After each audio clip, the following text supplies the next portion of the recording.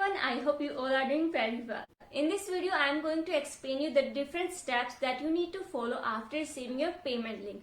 Plus, I will also be explaining how you need to fill your courier form and the consent form for the two-way courier service. So just in case if you haven't received your payment link yet and it has passed the normal processing times, then I would suggest you to go and watch my previous video, as there I have explained the methods by which you can update your payment link. Link will be available in the I button, and if you have received your payment link, then congratulations. This video is just for you. Let's get into it. So after receiving your payment link, you need to do your payment for the two-way courier service within the 5 hours. Because after the 5 hours, your payment link will get expired. After the successful payment, you need to send the receipt of that payment to the mail on which you received your payment link. After doing so, within about 1 to 5 hours, you will get a AWB number, which is called as Airway Bill Number. Also, in this mail, you will get two forms, which are consent form and the courier form. Now let's see how you need to fill your courier form and the consent form. This will be your envelope kind of thing. Over here you need to mention the address of the VFS, and it will be available in your mail to the visa officer, VFS Global Canada. And to the same side but opposite direction, you need to mention your AWP number, and then below it you need to mention your passport number, your address, and then your mobile number. So now there are two forms. One is the courier form and another is the consent form. For courier form, the details are very simple. You just need to fill them up. I don't think so that you will face any kind of issue. Your first name, last name, your email ID, then you need to mention your address properly.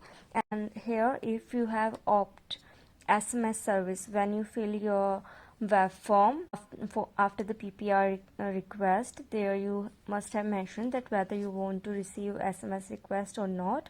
If you have clicked yes at that time, then you will tick over here on yes and provide your number, and in the last you need to do your signature and mention your place. Next is this consent form.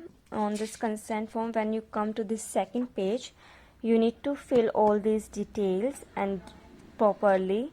Make sure you do not do any kind of mistake over here.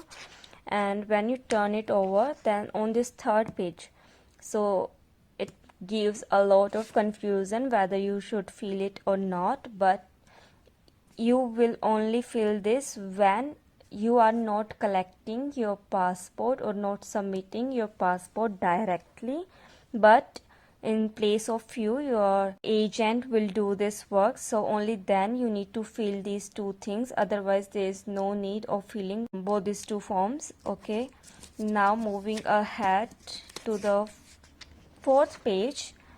On this fourth page, there is applicants wishing to provide biometrics. You must have remembered that you have filled similar kind of form when you gave your biometrics.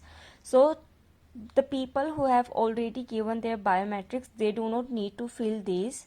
So I have already given my biometrics, so I am not filling this form also, and that's it. I am done. This is my consent form. This is my courier form. That's my passport original, and this is my envelope, and I am going to put all these in this, and then we are pasted and ready to go. सिर्फ tip के ऊपर लगाना है, otherwise आपके papers भी साथ में चिपक जाएंगे. That's it. अभी now we need to wait for the Blue Dart serviceman, and he will come and he will pick my envelope. One more thing, this courier service will be trackable with this AWB number that you have received in the mail. And to track your parcel, you need to visit the Blue Dart website. On the desktop, you will get a box where you can track your AWB number. So from here, again the waiting process will start. Because now your parcel will go to the nearest VAC center, and from there it will pass to the IRCC office. Then it will come back to you. So this whole process will again take some time. It can be from 7 days to the 15 days. Then all the stamping process is done and the courier will again start back to your place. At that time, you will get a second AWB number that will be trackable after 10 to 12 hours from the time you receive it. And this whole process will take around 7 to 15 days. After that, you need to open your GC key. There you will get a port of entry letter. You need to get its printout, and that's it. You are all ready and set to go.